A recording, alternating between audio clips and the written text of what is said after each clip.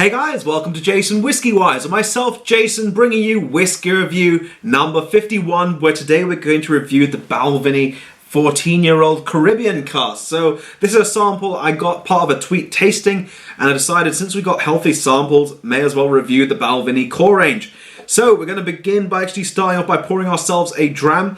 And if you don't know about the Balvenie core range, check out my last video, which actually started the reviews with the Balvenie 12 Doublewood, and I'll actually ping them up on screen. So we've got the Balvenie 12 Doublewood, the Balvenie 14 Caribbean cask, Balvenie 17 Doublewood, and then the Balvenie 21 Portwood. So you've got 4 different whiskies in their core range, and I'm going to ping a bottle over there of the Caribbean cask so you know exactly how it does look. So this one here, it's a 14-year-old whiskey, my review style structure, 14 years of age. The ABV on this one in particular is 40%. I do also have a 43% ABV one in my house, so I'll be doing a review on that one in the upcoming future. The cask selection they actually use in this one are the traditional whiskey oak casks, which they use for 14 years of a maturation, and then they finish it off in a Caribbean rum cask, which is for a couple of months, I've been told. So 14 years primarily in the whiskey oak, and then finally in the Caribbean rum cask for a few months, just to finish off the whiskey to impart its own unique character. Now the distillery itself is the Balvenie distillery, which you'll see just over here. They are owned by the parent company, William Grant and Sons, and they are also located in Dufftown, Speyside, Scotland. Now it's actually one of the distilleries I actually really want to go to, and a heads up for those of you who are visiting the distillery, you have to actually book in advance. If you show up on the day, you will not be selected for taking around in the tour. You have to book, as I hear there's a lot of demand going for the Balvenie distillery. Now, the price point of view on this one, you're looking at around about £50. It used to be around about £46, and it's gone up currently. Recently, I've seen on, I think, Master and Mall Whiskey Exchange, Amazon, for £52 for the full-size bottle. So it's around about £50 for a 14-year-old whiskey, which is not too bad. Now, in terms of exclusivity, it's not exclusive as it is part of their core range. You will find it everywhere. And in terms of caramel colouring, I don't believe they'd use caramel colouring in this one, but I might be wrong because it is a sample. So let me know what you guys think if it does have caramel colour. I will also add it in my written review on my WordPress. Now, if you guys do enjoy these reviews, by all means, please do feel free to drop it a like. Share it with all your friends. Anyone who likes whiskey, just share it with them. As I think we're closing in now on 200 subscribers, and fingers crossed we'll get it by this weekend, as we are very close. And I've got a lot of entertaining and exciting whiskies lined up for you. So let's next move on to the assessment of the actual colour for this whiskey. And it does look much darker. I don't know if you guys can see that. I'm using myself as a background. But over there, it does have a little bit darker colour than the Balvenie 12 Doublewood. So I'm going to go with a Sunburst Amber because it does have a slight reddish orangey hue, which looks a bit darker than the standard 12 Doublewood. So next, let's move into the assessment of the nose. So into the nose. I love this nose of this whiskey. So to begin, we start things off with rum-soaked raisins. You're getting that nice rum character really playing itself through on the nose. You're getting a lot of fruits coming through, a lot of tangerines, sun-soaked oranges, a lot of citrus character, a bit of honey, cinnamon, spice, just refreshing the palate ever so slightly. An interesting one here in banana cream, which is something I picked out, which reminds me a little bit of those tropical fruits. I think that is also imparted a bit by the Caribbean cask. We also got a bit of nutmeg, dates, and a little hint of vanilla right on the end. And I haven't let this whiskey air out so much compared to the 12, so very interesting nose in that. So next, let's move into the palate for this whiskey. So, initial impressions of the first tasting on the palate.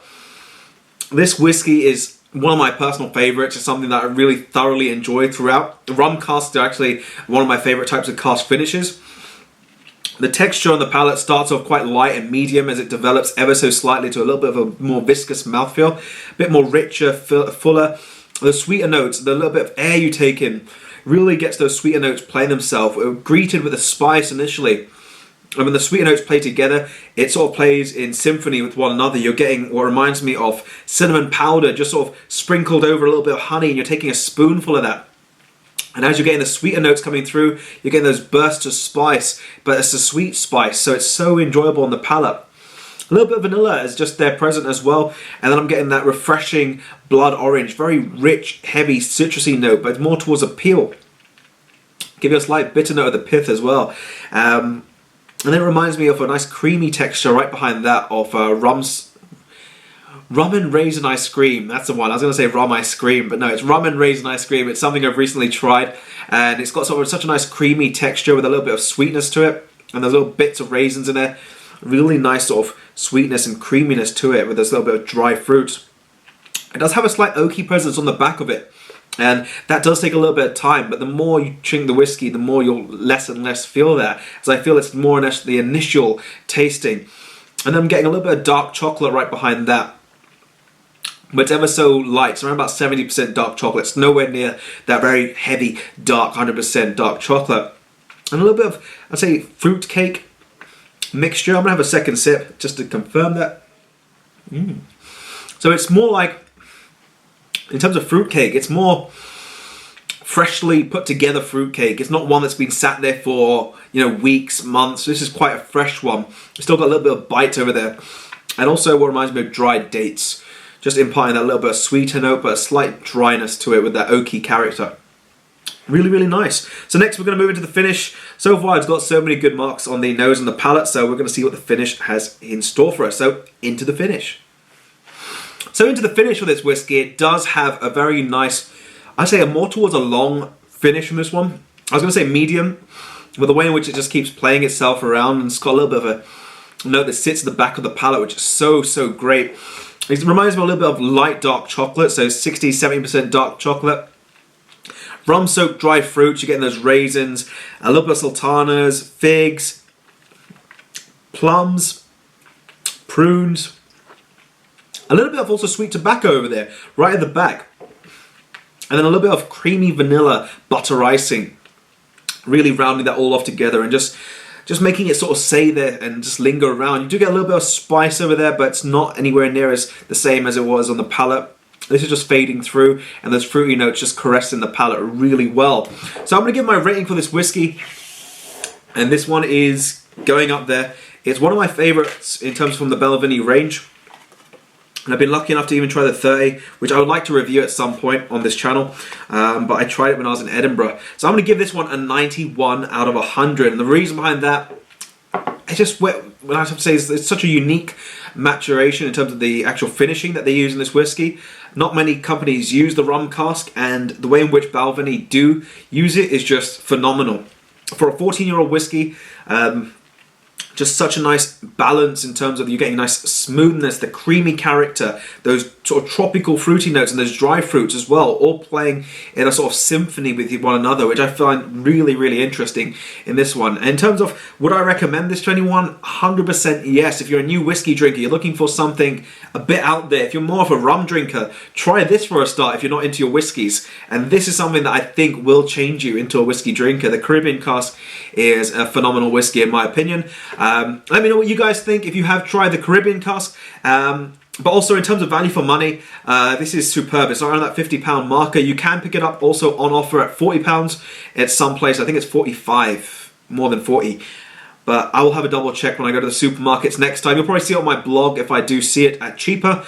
And in terms of would I buy this, 100% yes. I've actually had many bottles of this one in the past.